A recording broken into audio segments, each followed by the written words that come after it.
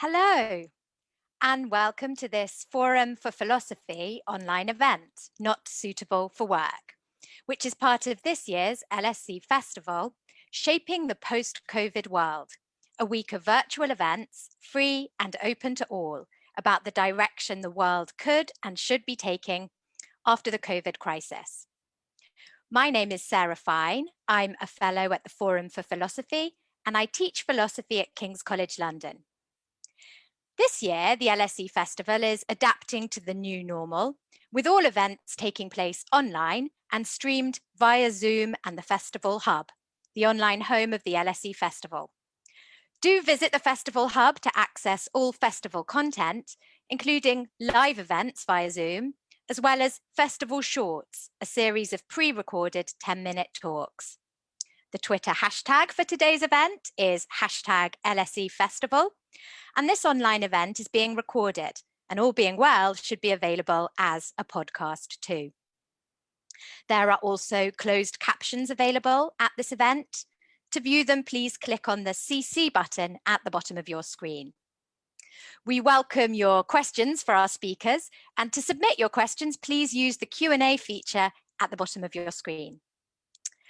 Our subject today is work and idleness, and I'm thrilled to welcome our distinguished panel. Ödül Bozkurt is Senior Lecturer in International Human Resource Management at the University of Sussex Business School, where she's also Director of the Future of Work Research Hub. Brian O'Connor is Professor of Philosophy at University College Dublin. And Judy Wajcman is the Anthony Giddens Professor of Sociology at the LSE. Professor Wajcman's project, Women in Data Science and AI with the Alan Turing Institute, has a report coming out on Monday, which is International Women's Day, on the lack of women in AI. So thank you all so much for joining us. And first, I'd like to ask our panel, what is work and why do we do so much of it? So Ödül, would you mind getting us started with this one? What a task, Sarah, but I'll give it a go. First of all, qualifier, I wasn't aware that the title, Not Suitable for Work, has a certain frisson that my 20-year-old university student niece alerted me to, which I'm not sure we're going to be able to deliver it. It might be that thinking thoroughly about what we do at work and what it all means might not be suitable for work for many of us. And I look forward to hearing sort of from Judy and Brian. I'll just try and set the scene. So of course, we are all supposed to have our 30-second elevator pitches in these days when we're all freelancers of some kind. But it is still very difficult to define what work is, and academics will usually give you the range of meanings rather than giving you the definitive meaning. So I'll just sort of share some thoughts about what work might mean. So obviously there's a sense that it's activity and the dispensation of some effort, whether it's mental or physical or emotional, towards the achievement of a goal. We tend to refer to ants or bees when we talk about sort of hard work, but work is fundamentally a human endeavor. It's one of those endeavors that define us as humans. There is no shortage of things we can work around. We can work a room if we are in the same room, with increasingly more difficult these days. We can work on ourselves. We can work on a project. We can work on a range of things. But I think today and in everyday speech, when we say work, we're typically talking about employment, and employment typically being the sort of source of material and subjective rewards that provide our sustenance, and for the vast majority of us, though not all of us, our livelihood. So work is very fundamental to how we exist as societies. It's an economic relationship, obviously, in the sense that we're talking about it today, but it's also a deeply social relationship. It sets the terms in many ways in terms of how we relate to each other, the power differentials in our communities, in our societies, and sort of how social change can occur and social order is maintained. Sort of, I'm giving away that I'm a sociologist by sort of referring to these four concepts, I suppose. So it's also a source of our understanding of ourselves. It's very symbolically sort of heavy, and work is many things to many of us. It's both very vivid, very tangible, very immediate, very real, very mundane, very routine, but it's also at the same time very ambiguous, very sort of deeply meaningful, very open to debate. We have very ambivalent feelings about it. So both in terms of our material relations and in terms of our subjective being in the world, sort of work is just one of those core things. So that's why I don't have a quick definition of what work is really. One of the things we are taking for granted when we talk about work as employment is it's within the context of capitalism. It's the C word. And of course, capitalism doesn't exist in one form. There's varieties of capitalism. So even though the core tenets of capitalism is implemented across the world, it's organized in very different ways. So work is organized in very different ways. The formal rules and the informal rules vary vastly. For me, I suppose one of the probably the key concept I work with when I think about work is variability, that work is very different across different contexts, whether those are national contexts, different occupations, different skills groups, different demographics, etc. And I will sort of tie that with one of the orientation question for this debate, which was the culture of overwork. So I would probably question whether we work too much. Historically, we're probably working less than we did in the peak of the industrial capitalism, when sort of a rural workforce was forced to the factories. But then regulation and the double movement of the state coming back in to sort of protect workers' rights kicked in. So historically speaking, we're probably not overworked. But also some of us are still currently overworked, though not all of us. I guess I'll leave that there, Sarah. I mean, there's a lot to unpack there, but I'll sort of leave it in your hands to sort of steer us forward. Thank you. That was a brilliant start. And I see Judy wants to come straight in. So Judy, please do. You're still muted. Sorry. I completely agree with everything you said. I'm just going to literally sort of add one feminist sociologist of work, which is that one of the main things feminist sociologists of work have been thinking about now for decades is trying to extend the notion of work in the sense of including lots of unpaid work, that there's a lot of work that's done that's unpaid work as well as paid work. And of course, we mainly talk about employment and work in terms of employment, but I think it's very important to kind of extend the notion to lots of work that goes on that's unpaid. I mean, feminist economists have done a lot of work in recent years in terms of even national accounts. How does the government make calculations about work and how important it is to take into account care work, unpaid work, lots of other work. And I mean, the other thing I think has been sort of interesting in terms of a lot of feminist work is relatively recent concepts like aesthetic labor, emotional labor, trying to think about, well, air hostesses or, I mean, lots of different kinds of work. There are lots of elements to care work, say, that are emotional, that are not recognized as part of what the work is. So trying to extend our notion of what work is. So I'm just literally adding to what you've said, Ödül. Yes. We're having a love fest here. So I absolutely, of course, agree with all of that.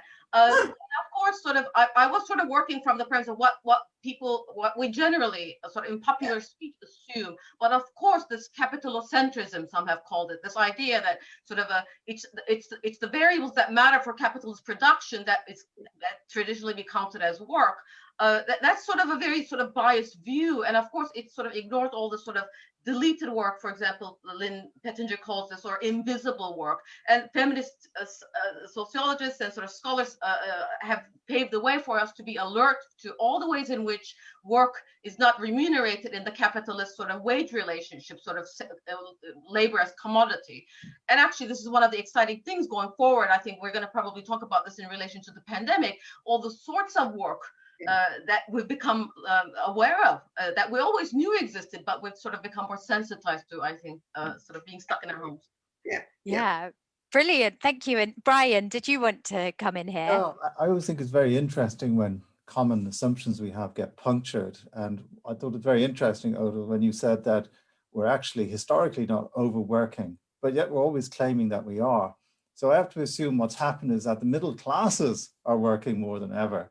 And therefore the claim is much more loudly made that we're working more than ever. It's their experiences that, of course, are dominating this discussion of the escalations in work. And I just wonder whether you would agree that is true, surely, because I mean, as Judy's work has shown, and many of us feel from experience, we're pursued from morning till night by our work in a way that surely was never possible in the past. Or is that something that's not measured in your sense of how much we're working?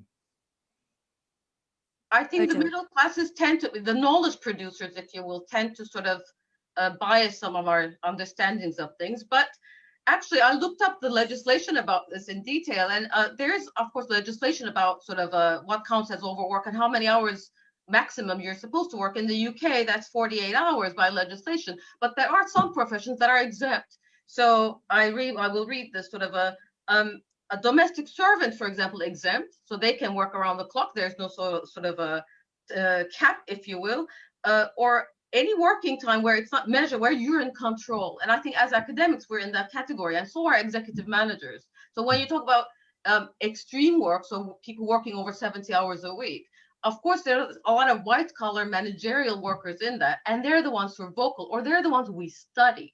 So either they have voice or we give them voice. But if you look at, for example, the Trades Unions Congress has a list of most hours worked, and the top 20 professions don't have any managers. The farmers are the ones with the longest working hours in the UK in 2019, gardeners, horticultural workers, shopkeepers. But we don't really sort of enter the debate from their perspective. So yes, there's the sort of knowledge producer and managerialist, I would say, not just academics, but sort of the ones, managers like to, think about how hard they're working. No, I mean, I agree completely. And can I just add to that, that one of the, one of the surveys in industrial relations that's been done for many years actually has been about the intensification of work as well as hours of work, right? So, Brian, one of the discussions is about, well, even if we're not working more hours, I mean, is the work more intensified? Have a lot of the new ways in which our work is measured and accounted for, performance accounting and the measurement of those things, does that result in an intensification of work as well as, or, actual hours of work? Yeah, so it's slightly sort of different issue. Mm-hmm. Brilliant. Thank you so much. So I think this is actually the perfect moment to start reflecting a bit on idleness. And Brian, you're the author of Idleness, a Philosophical Essay, which was published in 2018. Would you mind at this point giving us a brief introduction to philosophical debates about idleness, and including your own argument about the relationship between idleness and freedom? I'll do my best. Well, thank you. As we know, throughout every human civilization, there's always been a worry about idleness on an almost intuitively primitive sense of egalitarianism. There's not right that some people should work and others get off and have the pleasure of being fed with no effort expended on their part. But it's much more interesting when ideologies attach themselves to criticisms of idleness. And we can see a certain strand of that in our own Western traditions, where we have a fear that idleness leads to degeneracy. That's a very specific kind of claim. And this is the worry that the individual who's not properly disciplined, who doesn't have a routine, who hasn't made a kind of a strict practice of work, their daily structure, is open to all kinds of temptations and moral degeneracy. So, I mean, that's around, and that view possibly even still persists. But what became very interesting, I thought, was to see that in the modern age, what is that? It's a rather vague and easily thrown out term, 1700s, 1800s, whatever. But the appearance of well-organized societies with the development of an industry and an understanding of the economy of how these places worked, idleness became something different. It's not so much that idleness should be avoided because you might degenerate into some kind of immoral being, but that you might actually miss out on the opportunity to fulfill yourself in some important and impressive way. And this is something that comes across in a number of the prominent philosophers for that period. It's not to neglect our inner potential. It's almost like the person becomes a site of work. And at the most glorious moments of philosophy, you even see the dangers of idleness associated with the possibility that we might miss out on realizing ourselves as autonomous beings. So autonomy is something that involves a lot of self-work, of self-discipline. And given that it's the highest state, it's a state of worthiness, to use a term that you see in the literature at the time, it's a state of worthiness. It's clear that we have to avoid idleness, because with idleness, we miss out on the opportunity to realize ourselves in this impressive way. Now, what's also, there are all kinds of strands here, but this autonomy in itself sounds like a fine thing, but you sometimes see that the notion of autonomy is clearly indexed to some kind of social usefulness as well. It's not just moral autonomy, but it's the capacity to be an agent who's effective in your society. And that is often cashed out in terms of one's ability to be useful. When you look at Hegel in particular, you see for him the supreme value of socialization, the need to be better than the isolated savages and barbarians that he has in mind. We don't really know who he has in mind, but he has some kind of concept of the unsocialized being who never has the opportunity to develop social institutions where recognition is possible. And without that recognition, the barbarian and other uncivilized types are essentially unfree. So this is a typical move that without certain kinds of higher accomplishments, be they autonomy or recognition, you're not properly free. And the idler, who's that way either by temperament or through their particular state of cultural development, are deprived of those opportunities. So usefulness is a key marker of the modern individual, and the idler is the person who's unable to achieve that. So that's where the tension between freedom and idleness enters in. On the one hand, there's an attraction that perhaps many people would feel to a life of idleness. But on the other side, there are philosophers arguing that with an idle life, those accomplishments that make us free in the highest ways are precluded, and that in a sense condemns idleness. Brilliant. Thank you, Brian. And what's your position on this? I don't have a very well worked out positive position. And I know sometimes people ask me, why they should be idle. And I don't have a view along those lines, but I'm much more interested in interrogating the arguments that tell us why we shouldn't be idle, and to try to pick out the assumptions that stand behind them. Of course, I've never been drawn to this study unless I thought there was something in some way appealing about idleness. But I would never like to degenerate myself into a sort of a lifestyle coach and a guru of how to spend our times. But it is remarkably interesting to me that in the modern era, a whole set of new ways of thinking about what's wrong with idling emerged. And that has been my focus. I think we can argue positively for idleness against those arguments, but not necessarily as a formal argument on behalf of them in themselves. Thank you. And I see Judy wants to respond here. Please do. I mean, I'm very, very sympathetic to what you say. And one of my themes for many years has been about the fact that we're living in a culture where there's a moral obligation to optimize time, which I think is very similar, very parallel to the kind of arguments you're making. But, as a sociologist and not a philosopher, and I know I'm in a philosophy forum here, right? I read a little bit of feminist philosophy, right? And a little bit about the feminist philosophers who write about an ethics of care. And I guess what sort of I get from those feminists is much more a kind of relational and context-bound kind of notion of freedom. And I do worry, and as any sociologist would face with a philosopher, about whether your focus is too much on sort of individual freedom and individual autonomy, rather than on, say, relational social responsibilities of care. Yeah, I just wanted to put that to you. What do you think about that philosophical intervention in the last, what would it be, Sarah, 20 years, 50, that all of that work? I couldn't disagree with that at all. And I think that one of the arguments that is typically made against idleness in some ways at one point would also have been made against some of the softer forms of work like care and so on. So I agree with you that there is this overemphasis on the kind of the site of work as autonomy, as individual self-realization, when, as you say, relational autonomy has become quite a significant presence in the field. See, it doesn't necessarily stand in tension with the notion of, let's say, a different way of working. I mean, the whole idea of autonomy is a real problem from a philosophical point of view, because it ranges from the most strict Kantian legislation all the way to just doing what you want without any clear reason for it. You know, patient autonomy, irrationality is permissible in the name of autonomy. So there are all kinds of autonomy, views of autonomy that aren't, in a sense, an enemy of the kind of work that isn't about this sort of obsessive self-regard, this obsessive self-realization.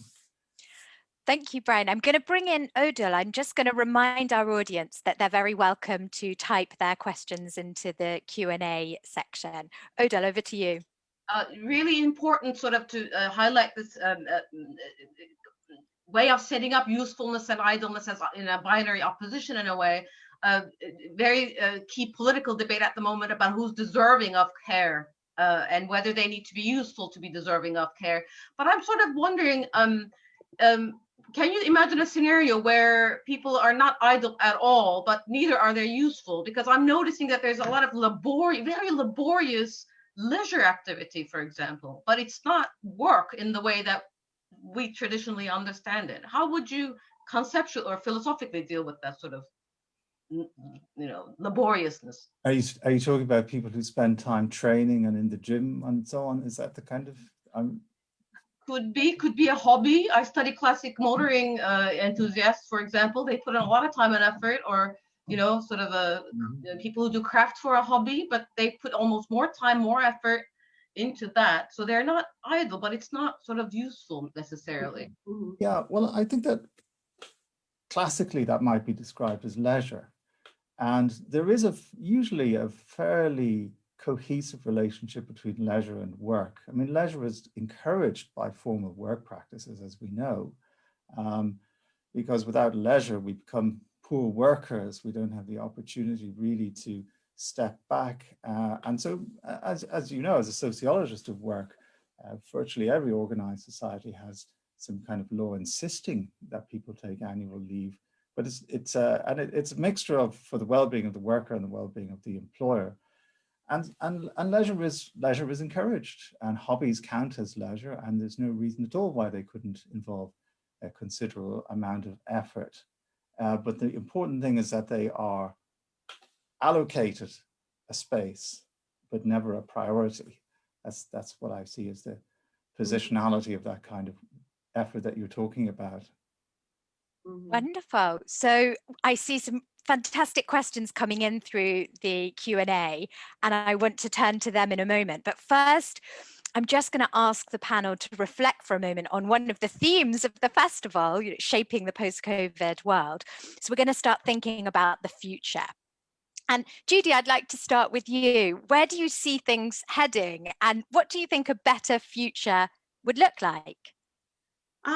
Well, I'm always asked about the future of work. We sociologists of work are always asked about this. And I think that, there's kind of three quick points I want to make. The first point I want to make is that there is no one future, right? That we're always asked about this in a very technologically determinist way, which I'll come back to, as if we're heading for one future. Actually, what we've seen, and Ödül has already sort of pointed to, is an incredibly polarized workforce, yeah? So that during this COVID period, I think this has become even more pronounced, that on the one hand, some of us so-called white-collar knowledge workers are sitting and Zooming, and actually it hasn't been too bad if you've got a relatively nice house, and the food is being delivered and the parcels are being delivered by gig workers who are working incredibly long hours, who have very little control over their time, over their schedules. And it seems to me, whenever we talk about these issues of idleness, it's really, who can afford to be idle? Who's got control over their time and schedules? We have a lot more control over our time, which is why we're willing to do this on a Saturday morning. Lots of other people don't have that and actually are unemployed and are only dreaming of getting back to work and earning a living. I mean, particularly in this kind of period. So that's my sort of first point about inequality.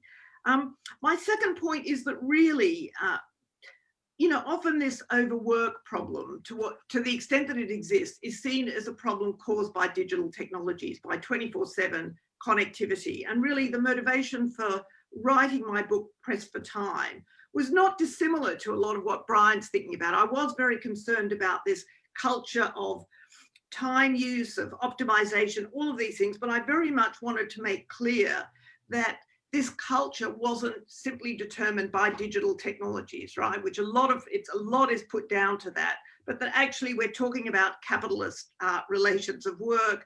We're talking about 24/7 work, and I've written quite a lot about Silicon Valley companies and this model of 24/7 work, which is kind of idealized because it's highly paid and you get wonderful food and gyms at work and all of these things, but it's a particular model of work in which there really is no leisure time off. It's a very kind of work-oriented kind of model. And the third thing, just quickly, because I know we're speeding through, is that I'm often asked about automation and the end of work, always. Is that the future? That everything will, be robots and everything will be automated and there'll be no work. And we need a universal basic income and blah, blah, blah. I have two things to say about this quickly. One is that AI and robotics are nowhere near as smart as they're presented as being. Actually, it is incredibly flawed. It is not frictionless. The technology is nowhere, it's a sales pitch. It's nowhere near what it should be. And perhaps more important from a philosophical point of view is there are lots of kinds of work, not only that can't be automated, but that we don't want automated. And again, I will go back to care work and the current discussion about the NHS and the work that's going on there. Of course, data science and robotics can can help in incredible ways in terms of the health system. And we've seen this within COVID.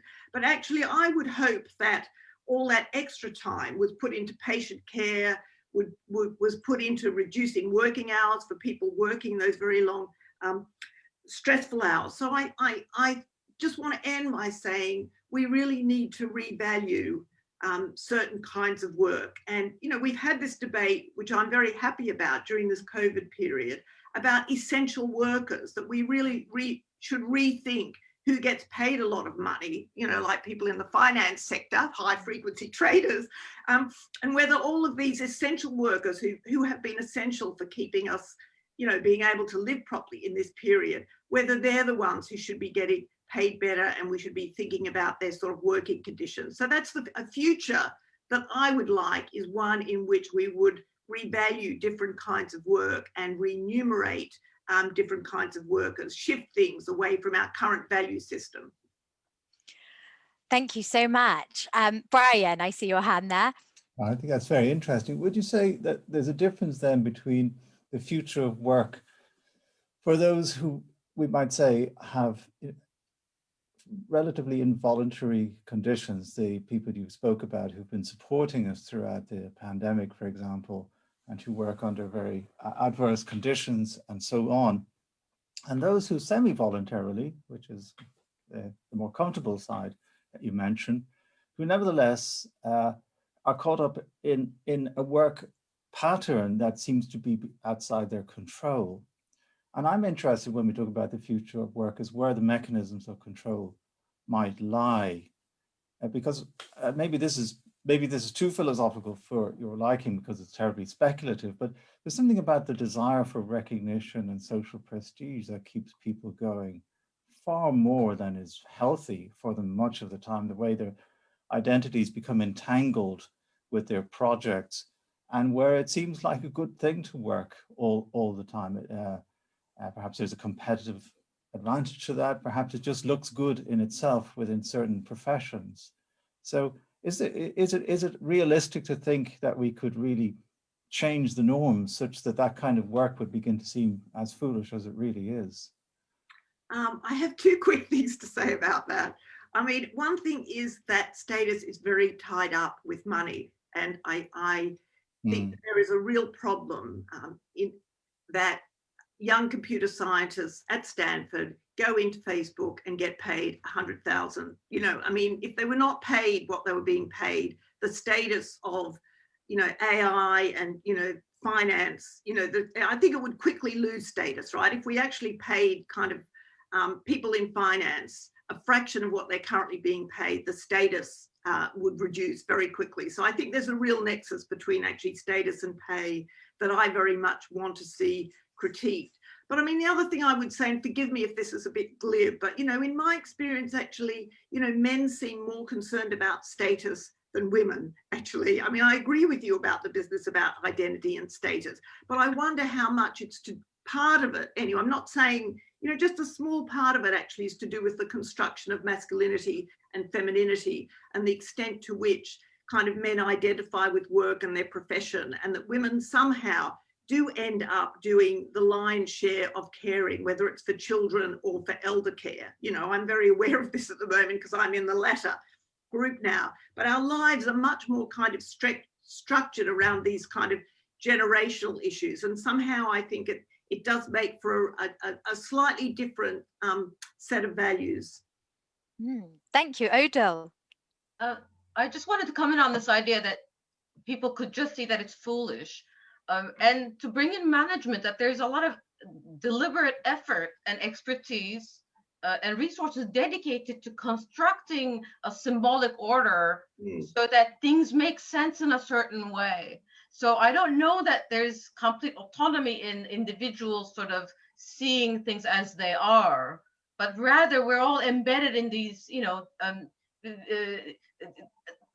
ways of seeing the world and understanding our places in it with tentacles that are very structured, you know, sort of very deliberate. So just wanted to sort of bring that in as a factor to, you know, contend with in thinking how we make decisions. And yet, if I may, I think one of the well-studied phenomena of management is this burnout factor. And I mean, I'm not sure I've ever witnessed it, but my understanding is that it is often considered to be a moment of sort of self-awareness, of self-realization. I accept that it's probably not greatly admired by those who haven't yet burnt out to see some weakling kind of fall by the wayside. But I wonder if that's considered as a certain kind of moment of self-revelation about the craziness of the life that was demanded by the profession that once upon a time seemed all-absorbing. Could be, but even the, I think, label of burnout, for example, frames the situation in a certain way, as opposed to, for example, I've been exploited to death, right? To call it that I've burnt out, for example, thinks of the human as a resource and it's just sort of given all it has. And the question raises an empirical one, and I've seen that play out in different ways. There are contexts in which people burn out, but then they blame themselves for not being up to the task, so that it becomes an individual sort of insufficiency sort of in their view. And there are ways, if the repertoire is there for them to sort of say, look, I can interpret this in this way, it enables people to see it as a turning point and to see the foolishness. So I think it's the availability of these different ways of seeing across different groups of workers that then will define the politics of it. But anyway, I remain hopeful. Thank you all. Yeah, could I just, so we've got a great question about burnout from an audience member as well, but I wondered whether we could also just bring in here the issue of UBI, universal basic income. So that's a question that's come in. So Brian, you asked about sort of institutional change. How could we think about a future of work that encourages different patterns of behavior? So what do the panel think about UBI proposals? Are you in favor? Do you think this would answer some of the issues that we've been engaging with this morning? Should I turn to you, Judy, to start with? Yeah, I've got strong views about this, but I just want to say, though, in terms of the burnout, that we really think about workers in the NHS. I mean, I've been reading that actually what do you call it, the trauma of overwork, that actually we're going to have a completely traumatized NHS. So if we want a sort of living current example of burnout, we've got it kind of staring us in the face. Sorry, I just wanted to get that in. I mean, I think that the debate about universal basic income is very interesting. I mean, I think my skepticism about it was really heightened by the fact that various gurus in Silicon Valley, tech gurus, started saying that this was great, that they would do whatever they wanted with the technology, and we would just deal with all these other people. You know, we'll work our guts out day and night in these companies, and we'll just provide a universal basic income for all these people that are affected by our technologies. And I think we need to take more control over how we're using technology, the nature of work and jobs. And I worry that it's a bit of a technologically determinist argument. And it kind of assumes that a lot of jobs are going to be automated, and so we're going to need this, rather than thinking about what kind of welfare state do we want, what kind of benefits do we want. And certainly I've seen a lot of very good work by feminist economists who are not keen on UBI, that want to have the state have better care, social care plans, you know, better state benefits. You know, it's an issue about whether you want to give money to individuals in that way, or whether you want to restructure the state and welfare. And that seems to me the debate we should be having, and not this assumption that somehow jobs are going to be automated out of existence. Great, thank you. Does anyone else want to come in on UBI? I also don't have a definitive sort of answer to this, in the sense that I've heard arguments from both sides, but I think one of the potential opportunities afforded to us by the pandemic is the challenge we can now pose to the typical justifications for people who've fallen through the cracks. So it relates to Brian's sort of, for example, work about idleness, and sort of that the idle deserve to be poor and they don't deserve the care, because we've seen all sorts of workers, and we will see more, unfortunately, including from even among academics, etc. So I think there's a moment here maybe to redefine the relationship of collective care for individuals and safety nets, etc. But on the flip side of this, work is also a source of meaning, a source of accomplishment, right? So I think job quality needs to be also on the forefront of the agenda, because otherwise, actually, there are a lot of people out there whose problem is not overwork, but not enough work, right? And so we can have universal basic income, and if that's treated as taking care of that all thing, you know, the ones who don't have enough work or enough good quality work, then that becomes a problem in and of itself. So that. I don't know that that's very productive, but yeah. Yeah, no, that's really helpful. And I wonder if now we could turn to a question from Will Jennings about idleness and creativity.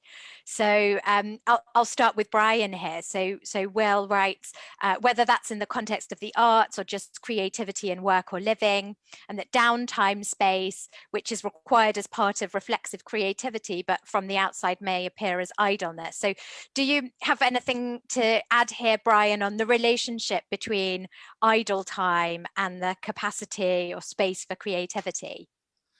I do. It's a tricky one, this, because it may sound counterintuitive at first, but I think idleness wouldn't really be idleness if we were trying to instrumentalize it as a space for creative opportunity.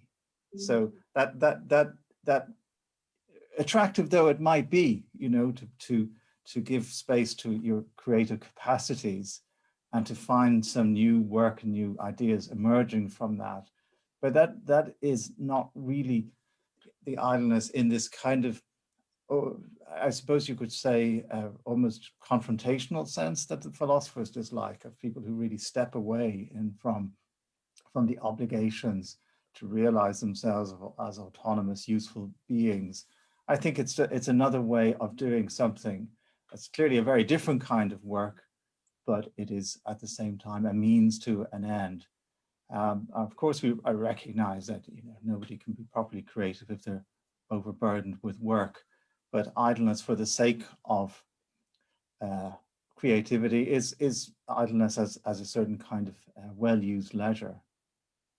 I'm sure I won't be fully agreeable to the question on that, but that's how I think it divides up when I think about it. And I wonder whether I can put this question to the panel while we're on the topic. So are you, as academics, able to take the lessons from your own research and apply them to your own situation? So do you, Brian, for example, try to model, you know, a life that doesn't take too seriously the sort of emphasis on strenuous activity and so on? And Ödül and Judy, do you take lessons from your own research about work into your own lives? I think I've got the poorest self-understanding of anyone you're ever going to meet, so I can't really answer that well. But I do think that one of the reasons I wanted to talk about this when I got onto the project was because I felt myself working too much, and I didn't know why, and I felt driven, and I was surrounded in a society by people driven by work. So it's not because I think that the other side is true. It's more that I felt the drive, this work ethic thing, in a way that troubled me. And this was just my effort in my own way, using the tools of my own academic training to try to come to terms with it. So no, I haven't become idle since figuring out the beginning and end of the book on idleness. Ödül. Yeah.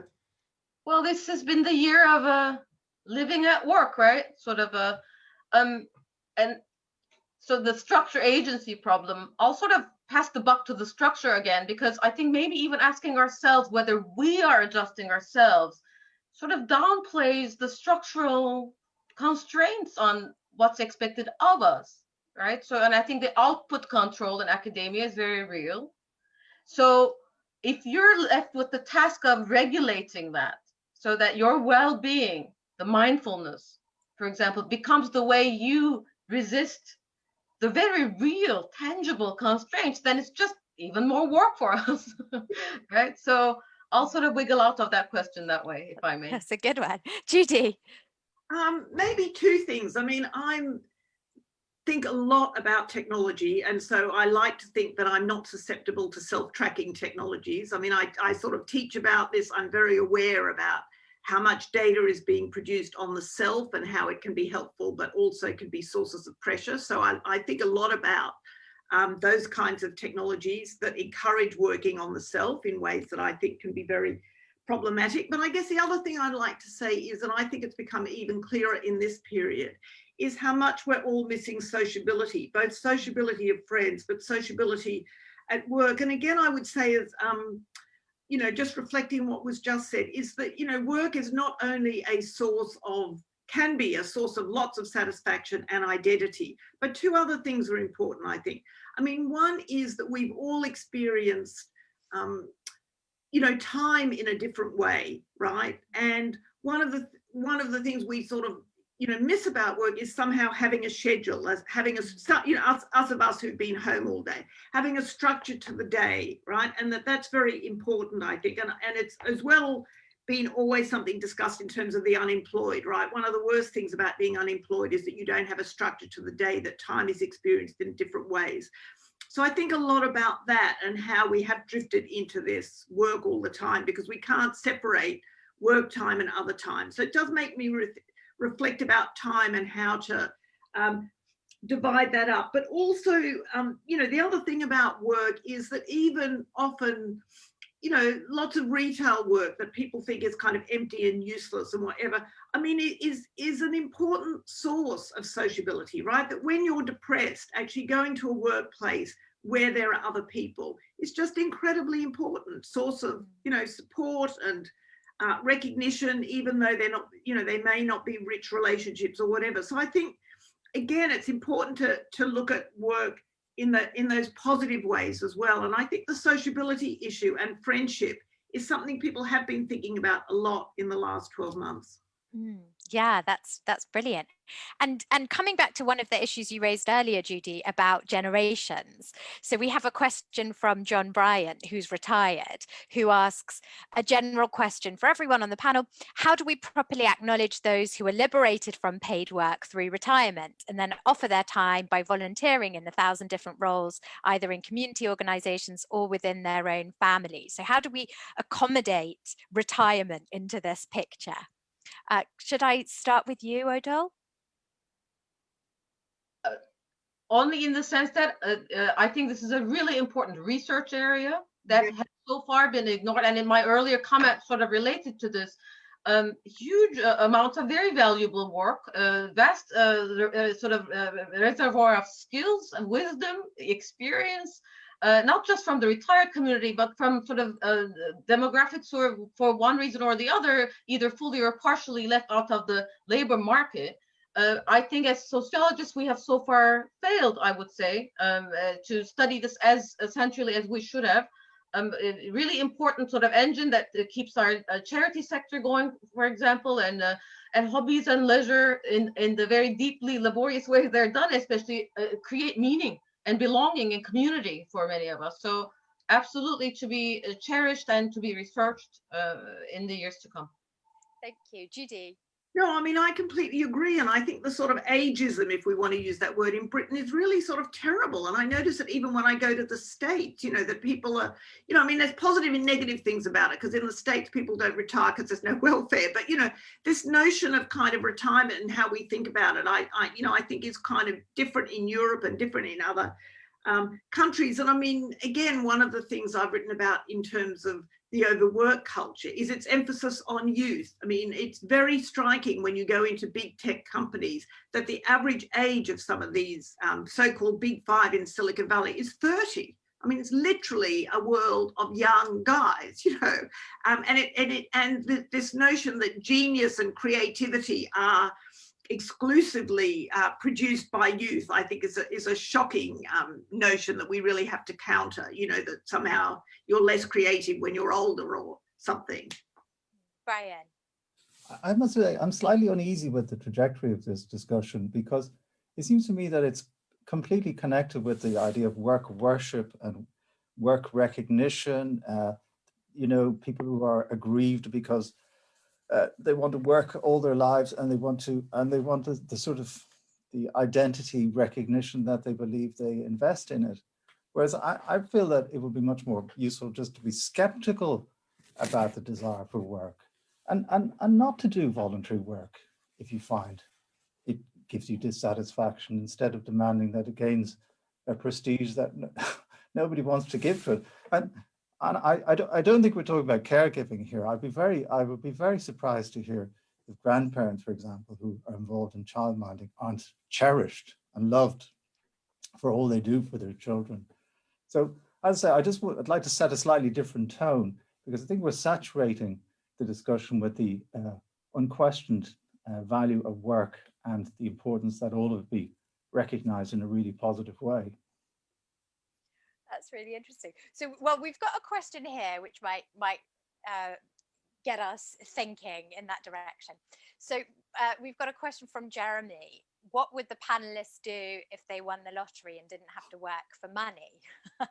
So that sort of gets us thinking about how we would spend our time if we weren't pushed in those sorts of ways.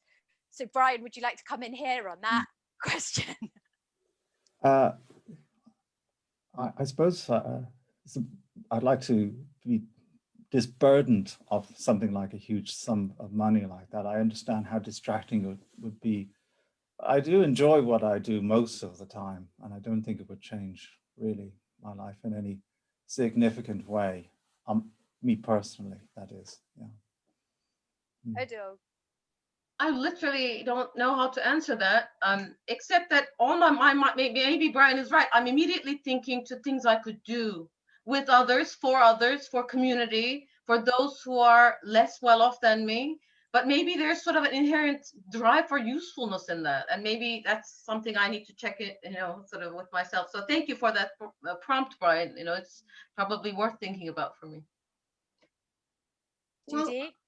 Well, I don't think there's anything wrong with that. I'd like to think, I mean, I'm just so well aware that, you know, so many young people haven't got work at the moment, and so many doctoral students and master's students. I mean, there are no internships. You know, that I would like to think that I would contribute to paid internships, which, you know, which is a sort of class issue. And I heard, oh God, I can't think of his name now, Satya, someone who's just written a book recently about, you know, British colonialism, you know, was talking about the fact that internships are a way that, you know, middle-class kids get the best jobs, and, you know, we should have a lot more, you know, paid access for transition for people. So I think there's loads of good things one could do with the money, actually, at this point in time. Great. And we've got an interesting question here from Alex Douglas about exploitation. So could the panel speak about exploitation and the role it should play in our understanding of work? Are there useful measures of exploitation we should apply in our thinking about the nature of work? So that gets us thinking again about different types of work and how we're living quite different and polarized lives. I wonder if I could go first to you here, Ödül. Well, I've always been struck by how for sociologists, exploitation is such a dirty word. You know, it's the ultimate, if there was a sin, you know, that would be the sin. But for economists, it's a positive word, right? Exploitation means using a specific resource for productive ends. And I think that's sort of revealing in and of itself, this productivist approach. There is, of course, a lot that's already been established to counter exploitation. The labor law legislation is all about that, sort of working hours, sort of the conditions in which you can, you know, you're allowed to work, you're not allowed to work, you're allowed to employ. So I think our legislative and cultural protections about what's fair are already sort of resistance towards against exploitation. I suspect this is where sort of maybe where Brian is coming from. Maybe the cultural sort of resistance could be upped a bit, you know, sort of this valorization of, you know, extreme forms of work, etc. So maybe there is more room to play there. I don't know where that sort of counter narrative is supposed to come from. I don't quite see sort of a discourse at the given moment that will emanate and gain momentum in sort of utilizing the idea of exploitation and mobilizing people around that. I'm not very optimistic about the prospects of that. Although I'm of course very sympathetic to that as a, you know, as an academic. Brian.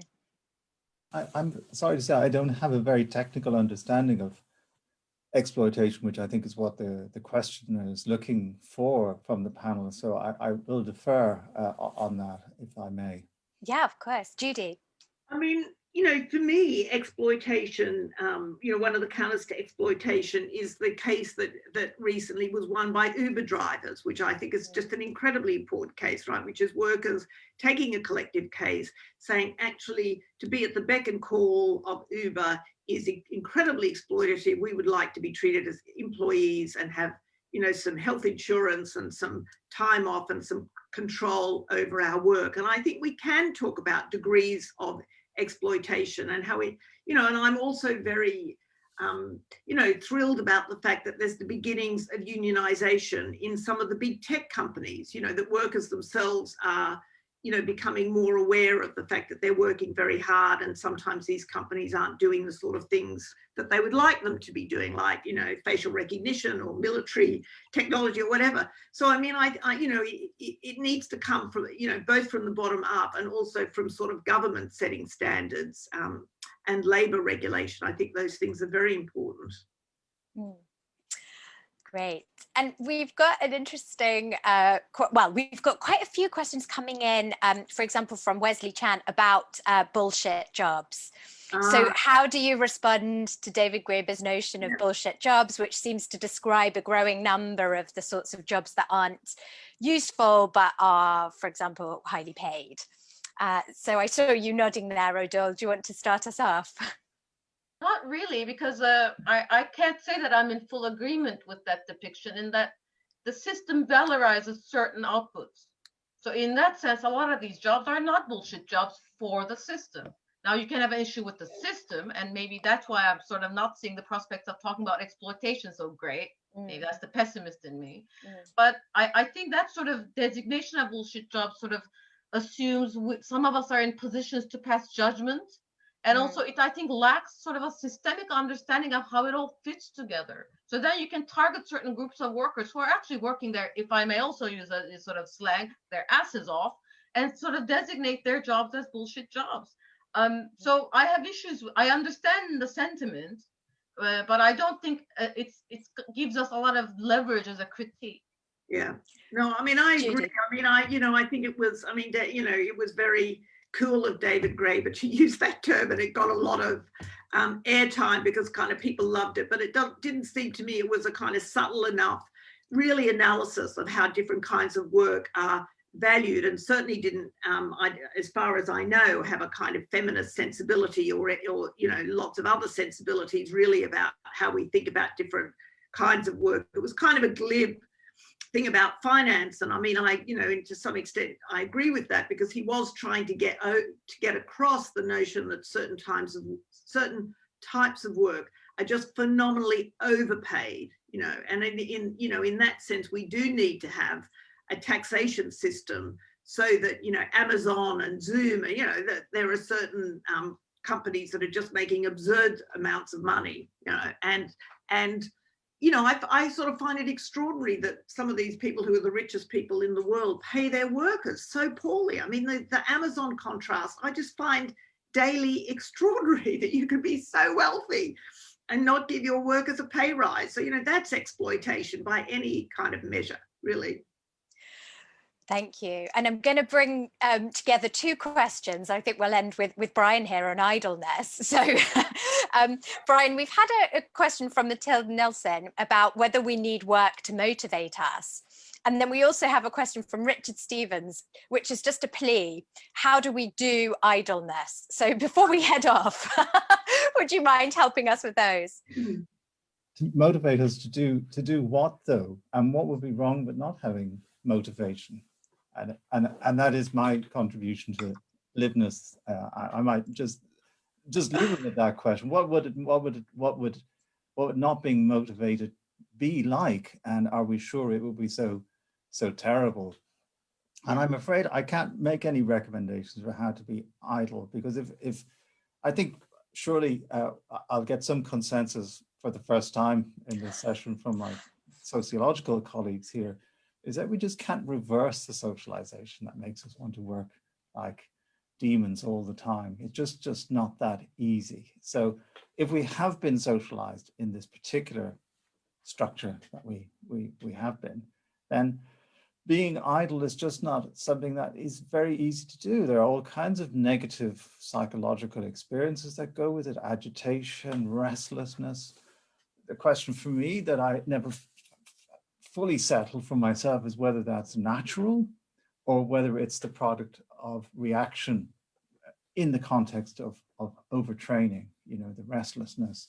But I guess, in a different sphere, those people who train for physical feats all the time feel a tremendous physical agitation if they can't train. I just wonder if there's an analogous experience for those of us who try our hand at idleness but find ourselves drawn back to work, to doing something, and so forth. And my claim, I think it's hardly my claim, I think it's a pretty shared view, is that it's the education that we get in performing tasks and being rewarded for them that makes us really bad at the idleness we think we might like to have more of. Right. Thank you. Yes, Judy. But also the education. I also think we really need to push the notion of resources, right? Because actually being able to read and enjoying reading, it's something that you have the resources when you're young or not to enjoy that. And so for us, the problems of having a lot of time, I've started reading Little Dorrit, right? Because I've got too much time. I don't know what to do with myself. It's a pleasurable activity. But that's to do with having a lot of kind of resources built up in me in order to be able to, to experience the time in a particular way. So I think it's very differentially experienced. A surfeit of time is to do with, material resources as well. I just think it's important to point that in. Well, thank you so much to our fantastic panel. That was a wonderful discussion. And thanks to all of you for joining us. We had some brilliant questions about whether contemplation is work and what counts as hard work. I hope you didn't feel like listening to us was too much like hard work. And we're very grateful for all of you for joining us. So please do take a look at the LSE's festival website. You'll see a wonderful series of live and pre-recorded events there. And do join the Forum for Philosophy on Tuesday. It's going to be our first Histories of Thinking series, and it's free and open to all. So until then, thanks again.